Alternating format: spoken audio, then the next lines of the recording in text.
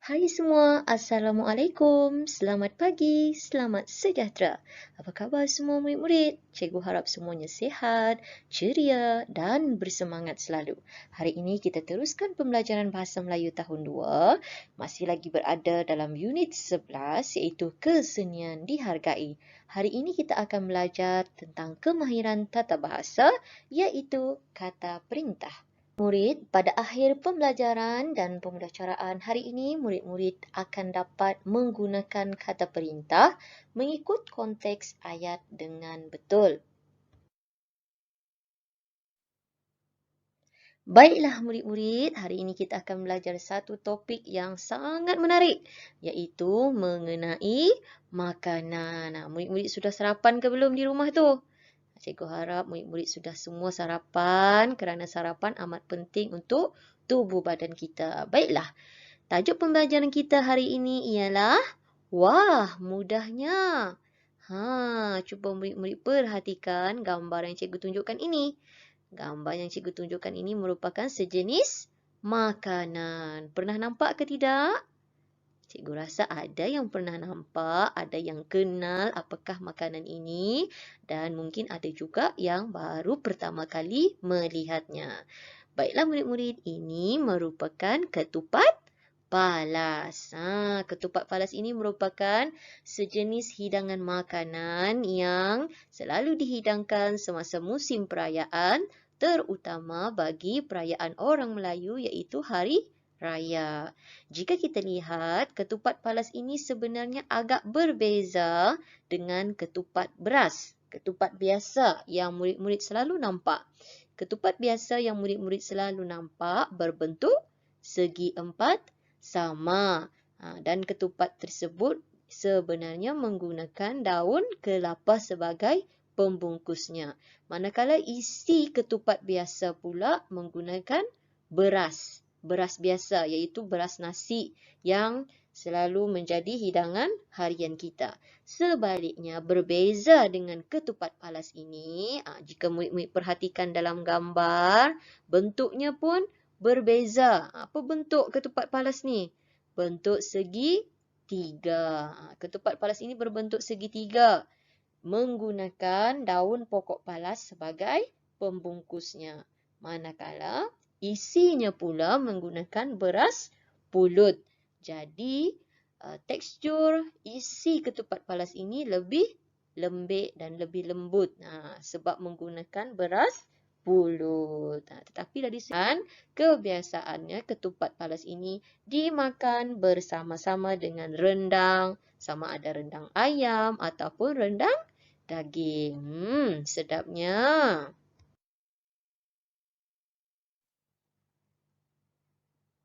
Baiklah murid-murid, sebelum kita belajar lebih lanjut mengenai ketupat palas tadi, pertama sekali cikgu mahu kita berkenalan dahulu dengan kata perintah. Apakah yang dimaksudkan dengan kata perintah? Pernah dengar ke tidak tentang kata perintah ini? Baiklah, kata perintah merupakan perkataan yang digunakan untuk memberikan perintah.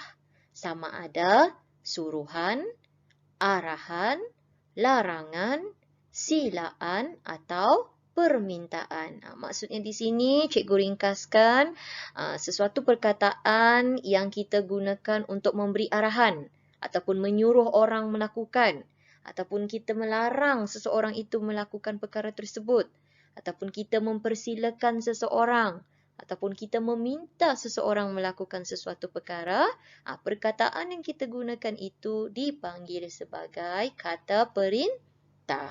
Dan kata perintah ini digunakan sebagai tanda kita menggunakan bahasa dengan bersopan santun. Maksudnya kalau kita mahu menyuruh orang, kita mestilah menggunakan perkataan yang sesuai, yang sopan, yang lembut untuk didengar. Baiklah murid-murid, hari ini kita akan belajar 5 kata perintah. Okey, cuba kita lihat kata perintah yang pertama yang akan kita pelajari ialah sila. S-I-C-L-A, sila. Okey, Seterusnya, kata perintah yang kedua, harap. H-A-H-R-A-P, rap. Harap. Kata perintah yang ketiga, tolong. T-O-L-O-N-G, long. Tolong. Yang keempat, minta. M-I-N, min. T-A, ta. Minta. Dan yang terakhir, jangan. J-A-J, N-G-A-N, ngan. Jangan. 5 kata perintah ini yang akan kita pelajari pada hari ini.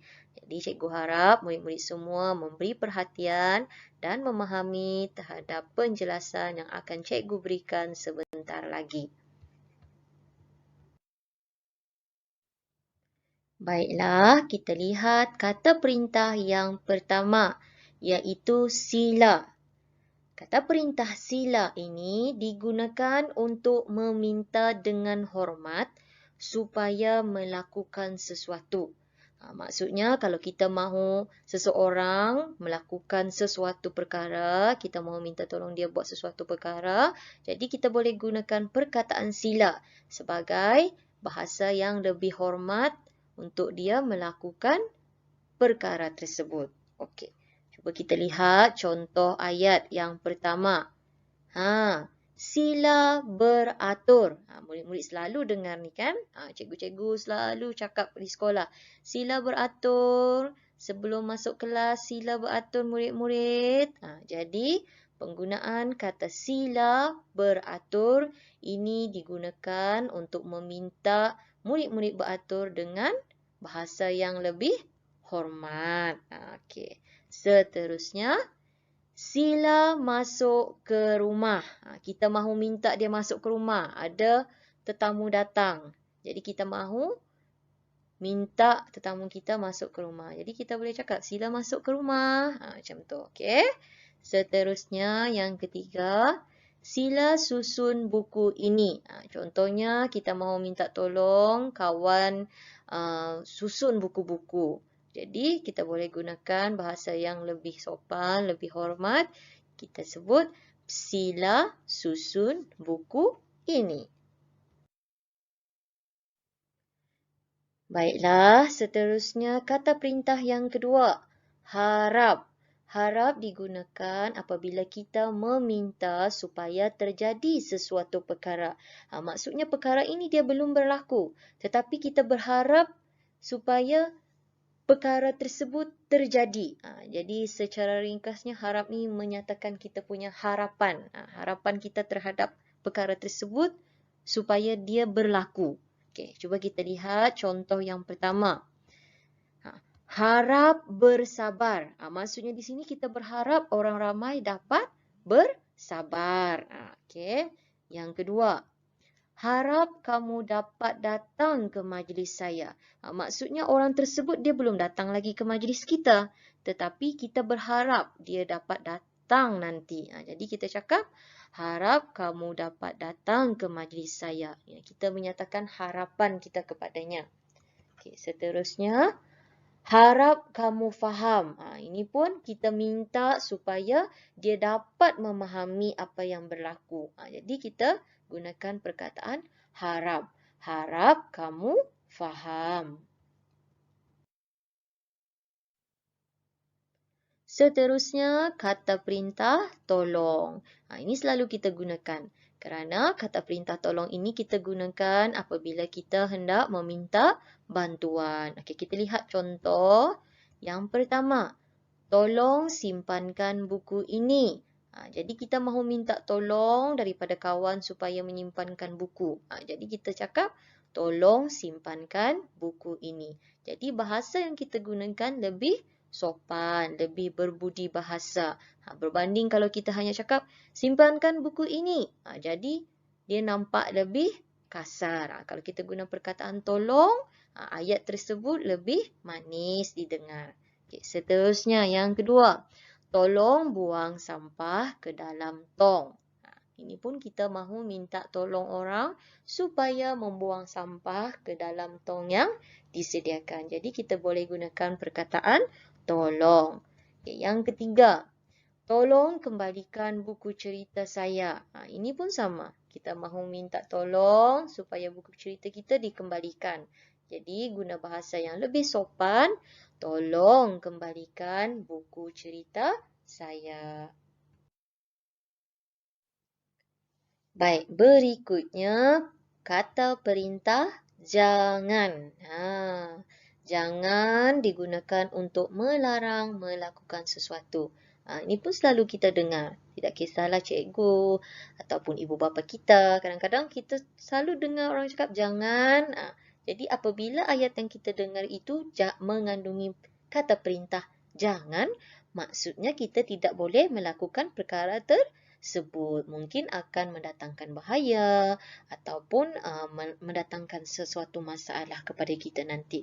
Jadi kita tidak boleh lakukan. Baik, kita lihat contoh. Yang pertama, jangan bising. Maksudnya apa ni? Kita boleh buat bising ke tidak? Tidak. Jadi kita tidak boleh buat bising. Jangan bising. Okey. Seterusnya, jangan berdiri di situ. Maksudnya kita dilarang untuk berdiri di tempat itu. Jadi janganlah berdiri kan apabila kita dengar perkataan jangan. Jangan berdiri di situ. Okey, ini pun yang sama ketiga, jangan berlari. Maksudnya kita tidak boleh berlari di kawasan tersebut. Jadi murid-murid kena ingat, apabila dengar saja ayat yang mengandungi jangan, maksudnya kita tidak boleh melakukan perkara tersebut. Baiklah, seterusnya yang terakhir ialah kata perintah minta. Minta digunakan apabila kita mahu akan sesuatu. Okey, apabila kita mahu sesuatu, kita guna perkataan minta. Okay, kita lihat contoh yang pertama. Minta semua peserta bersedia. Ini kita mahu semua peserta bersedia. Jadi kita boleh guna ayat minta semua peserta bersedia. Yang kedua, minta benarkan kami masuk. Ini pun sama, guna perkataan yang lebih sopan. Kita mahu masuk, jadi kita guna perkataan minta. Minta kebenaran. Okey, seterusnya yang ketiga, minta semua murid diam. Jadi kita mahu semua murid-murid tidak bercakap. Jadi kita cakap, minta semua murid diam. Okey, cikgu harap murid-murid faham dengan penerangan cikgu tadi mengenai kelima-lima kata perintah. Baiklah, kita beralih aktiviti yang seterusnya. Cikgu mahu murid-murid buka buku teks muka surat 72 dan 73. Mari kita lihat tentang cara-cara membuat ketupat palas. Sebelum kita baca dialog yang disediakan, kita lihat dahulu ada beberapa gambar yang ditunjukkan. Gambar-gambar yang ditunjukkan ini merupakan cara-cara membuat ketupat palas. Okey, sebenarnya cara membuat ketupat palas ni agak rumit dan memerlukan bimbingan serta tunjuk ajar daripada orang yang lebih dewasa. Tetapi tidak salah, mungkin murid-murid mahu mencuba di rumah, bolehlah murid-murid mencuba bersama-sama dengan ibu bapa, buat aktiviti bersama, membuat ketupat palas. Bolehlah makan nanti waktu hujung minggu atau cuti sekolah. Okey, mari kita baca petikan dialog yang disediakan di sini. Tajuknya, wah mudahnya. Okay, ini merupakan perbualan di antara nenek Hana dan kawan-kawannya. Ni tengok gambar ni. Mereka semua ada 4 orang. Ini nenek yang bertudung biru. Ini ialah Hana. Ini pula ialah Sume. Manakala budak lelaki ini pula ialah Pravin. Mari kita lihat dan baca bersama-sama perbualan di antara mereka. Okey. Kita baca dahulu. Nenek Tolong ambilkan daun palas itu. Okey, cuba kita lihat ayat yang digunakan di sini. Tolong ambil daun palas itu. Adakah nenek menggunakan kata perintah di dalam ayatnya? Ya, nenek menggunakan kata perintah dalam ayat tadi. Apa kata perintah yang digunakan? Tolong. Ini merupakan kata perintah yang digunakan. Nenek mahu minta bantuan. Jadi, nenek gunakan tolong. Okey. Seterusnya, Hana dan kawan-kawan dia cakap apa? Baiklah, nenek. Okey, seterusnya. Nenek pula berkata, sila pisahkan daun palas itu. Pravin, minta lapkan daun itu. Hati-hati, jangan tercarik daun palas itu. Tengok di dalam ayat yang diujarkan oleh nenek tadi juga mengandungi kata perintah. Okey, kata perintah yang kedua yang digunakan oleh nenek ialah sila. Sila tadi digunakan apa? Apabila kita mahu meminta seseorang melakukan perkara tersebut dengan hormat. Okey, seterusnya, apa lagi kata perintah yang digunakan? Minta. Minta ini maksudnya kita mahu meminta seseorang melakukan sesuatu perkara. Okey, dan yang terakhir, nenek menggunakan kata perintah jangan. Maksudnya apa tu? Nenek melarang. Kalau kita lihat di sini ayatnya, hati-hati, jangan tercarik daun palas itu. Maksudnya nenek tidak mahu daun palas itu tercarik. Jadi dia menggunakan perkataan jangan. Okey. Baik, seterusnya mari kita lihat pula dialog yang berikut. Pravin, nenek, ajarkan saya dan kawan-kawan cara memasukkan pulut dan membalut ketupat palas ini. Di dalam ayat ini kita dapat lihat Pravin dia mahu apa tu? Dia mahu minta nenek mengajarkan dia dan kawan-kawannya cara memasukkan beras pulut dan membalut ketupat palas. Jadi macam mana? Dia mahu minta tolong kan? Minta tolong ajar. Jadi apakah kata perintah yang sesuai digunakan di dalam ayat ini? Apa jawapan murid-murid?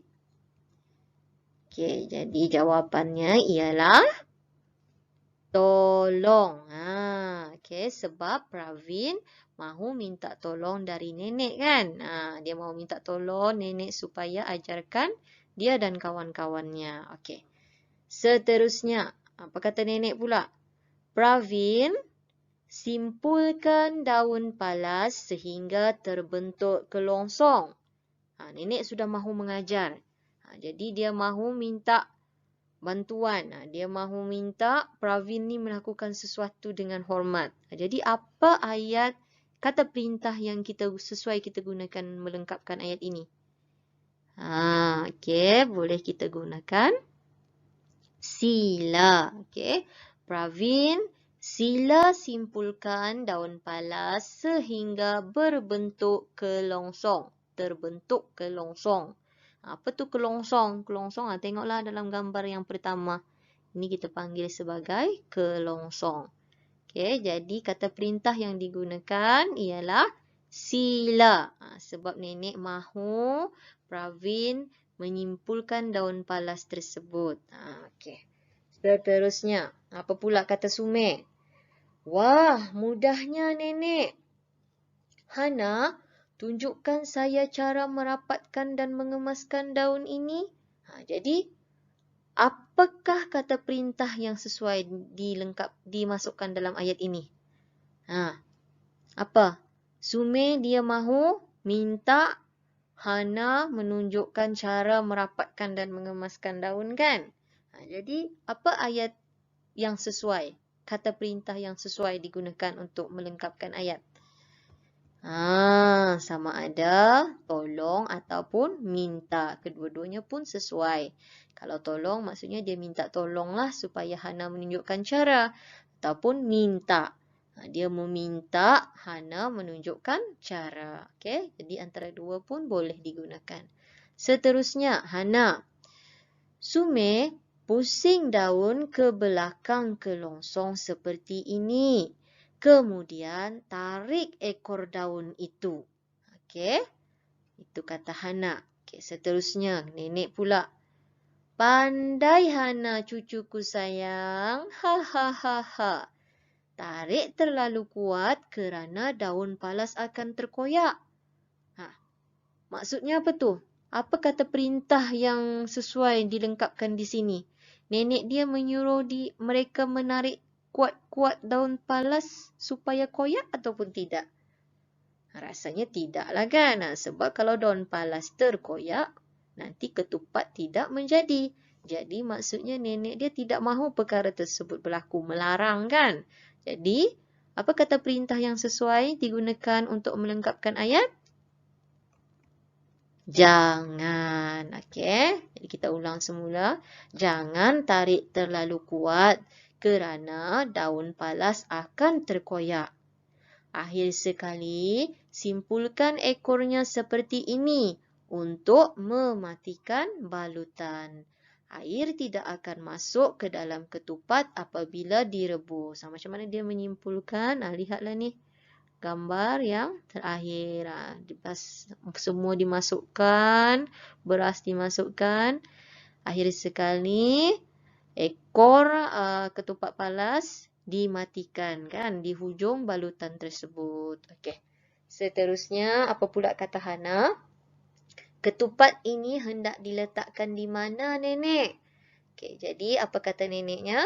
Masukkan ketupat itu ke dalam periuk. Buka api, tetapi tempat kosong terlalu kuat. Okey, apa perkataan yang sesuai kita gunakan? Mungkin kita boleh gunakan perkataan tolong sebab mungkin nenek dia minta tolong kan. Jadi kita boleh gunakan tolong masukkan ketupat itu ke dalam periuk. Buka api tetapi, ada perkataan tetapi di sini, terlalu kuat. Apa perkataan yang sesuai? Jangan. Okey, tetapi jangan terlalu kuat. Okey. Jadi apa yang Hana dan kawan-kawan dia katakan? Baiklah nenek. Okey. Begitulah tadi perbualan di antara nenek, Hana, Sume dan juga Pravin mengenai cara-cara membuat ketupat palas. Nampak mudah tetapi memerlukan kreativiti dan juga teknik yang sesuai supaya menjadi. Okey. Jadi murid-murid boleh juga mengimbas kod yang disediakan dalam buku teks ini untuk melihat video cara-cara membuat ketupat palas. Dan cikgu harap tadi kita telah menggunakan beberapa kata perintah untuk melengkapkan perbualan mereka. Harap murid-murid semua faham ya. Baiklah, sebagai latihan untuk meningkatkan lagi pemahaman murid mengenai penggunaan kata perintah dalam ayat, cikgu mahu murid buat latihan dalam buku aktiviti muka surat 83 dan 84. Okey, kita lihat dahulu aktiviti yang pertama. Isi tempat kosong dalam ayat dengan kata perintah yang sesuai. Ada 5 kata perintah yang disediakan di sini. Sila, harap, tolong, jangan, minta. Tajuknya mengenai tikar mengkuang. Okey, ada gambar disediakan dan juga ayat di sini. Jadi murid-murid boleh gunakanlah, pilih kata perintah yang sesuai berdasarkan ayat yang diberi. Okey, cikgu sudah terangkan tadi. Rasanya murid-murid pasti boleh buat. Okey, seterusnya 84, latihan yang kedua. Pilih kata perintah dahulu, kemudian bina ayat berdasarkan gambar. Tajuknya, tambahkan ilmu di Balai Seni Lukis. Setiap gambar yang diberikan ada disediakan 2 kata perintah. Jadi murid-murid kena pilih dahulu salah satu kata perintah yang sesuai berdasarkan ayat tersebut. Jangan buat dua-dua ayat, okey? Jangan buat dua. Buat satu ayat sahaja berdasarkan satu gambar. Cuba lihat dahulu gambar yang pertama. Tengok mereka, betul, mereka baru turun dari bas kan? Ataupun mereka mahu naik bas. Jadi, apakah kata perintah yang sesuai? Apa yang boleh digunakan oleh cikgunya tu untuk memberikan arahan? Adakah tolong ataupun sila? Okey, rasanya cikgu bimbing di sini kita boleh pilih perkataan sila yang lebih sesuai. Apa ayat yang boleh kita bina di sini? Sila beratur. Okey, sila beratur sebelum menaiki bas ataupun sila beratur di luar bas. Okey.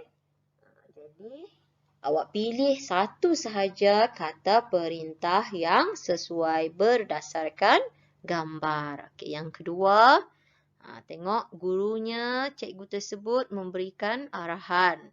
Jadi, apa yang sesuai? Kata perintah apa? Tolong ataupun harap? Dia mahu murid-murid memberi perhatian. Jadi, kita gunakan tolong ataupun harap. Pilih satu dan bina ayat. Kemudian, gambar yang ketiga, tengok. Murid tersebut membuat catatan. Okay, pesanan cikgunya mesti buat catatan. Jadi, kita gunakan perkataan tolong ataupun jangan. Okay, buatlah ayat di sini. Dan yang terakhir, tengok murid tersebut dia hendak pegang. Tetapi kawannya melarang. Jadi, apakah kata perintah yang sesuai? Jangan ataupun tolong. Binalah ayat tersebut di ruang ini. Okay. Jadi cikgu harap murid-murid cuba buat sendiri. Okay, usaha dan cuba tunjukkan pemahaman kamu mengenai penggunaan kata perintah ini di dalam ayat. Dan jangan lupa hantar tugasan kepada cikgu nanti untuk bimbingan seterusnya. Baiklah, rasanya setakat ini saja dulu pembelajaran kita pada hari ini. Tahniah murid-murid kerana berjaya menghadiri kelas Bahasa Melayu kita pada hari ini. Jaga diri, duduk rumah, kita jaga kita. Sekian, terima kasih. Jumpa lagi.